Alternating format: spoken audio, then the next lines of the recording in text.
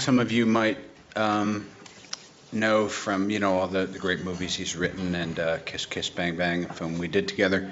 And he was a great choice for reinvigorating the franchise. He's a very kind of particular point of view. He's very offbeat. He's very kind of smart and clever. So, it's hard to keep these movies fresh. Got that? Yep. And I think people are going to be really pleased with what Shane did with the movie. It was fantastic. I really enjoyed being in the suit, and my son was on set, so he was like, he thought it was the best thing that's ever happened to him in his life. So it was that his mom great. was wearing the Iron Man suit. Yeah. Cool. In fact, we took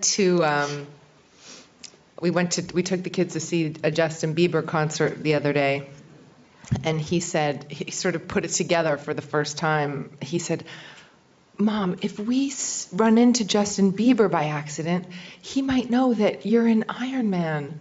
And I was like, he might. It's very valuable. So the suit did a lot for my relationship with my son. I'm wearing the lederhosen today in honor of my mother Elsie's 79th birthday, just yesterday. And she's of German descent. Her surname from this part of the world is Schock. Does that make sense? Schock. Neither? It's real. It's for Mom.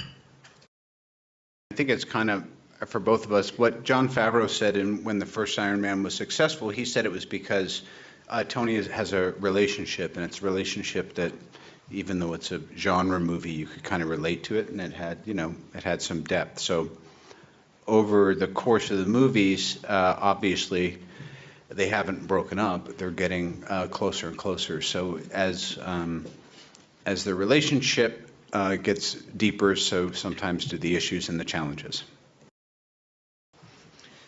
Well, I mean, I would say Pepper's his greatest strength because he's able to understand that she knows him better than he knows himself. And of course, weakness for any character in a movie or any person is always their own ego. It always has you, make decisions that are advisable not to make. And as usual, Tony, decides to take things into his own hands a little bit. But he's more mature in this film. He still doesn't know what to get his girlfriend for Christmas, but he wants to know.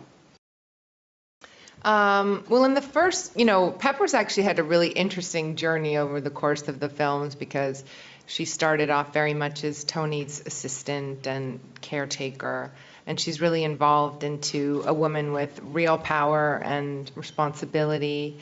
And she's really been sort of given the space to step into herself. And this movie's great because now it goes to a physical level. So I've had a lot of fun playing Pepper. I love her, and it's been a great experience for me, especially to watch, to play this whole journey. It's been amazing. I've never been in a movie that was a sequel, let alone, a trilogy. So it's great.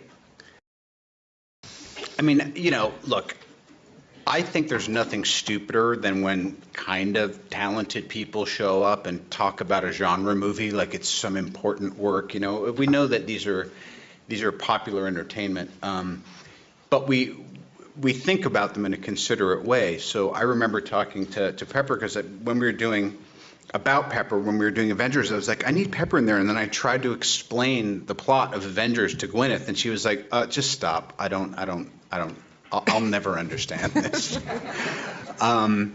Because it went so far away, as it was supposed to, from Jon Favreau's original vision of the Iron Man movies are based in a reality that seems tangible. You could build this suit. These kinds of things could happen. And we didn't want to jump the shark with Avengers. But I also thought, I just remember in some development meeting, I said, if the sky opened up and there was a wormhole and I saw aliens, wouldn't I just be a little bit nervous after that? And that kind of led to some of the challenges.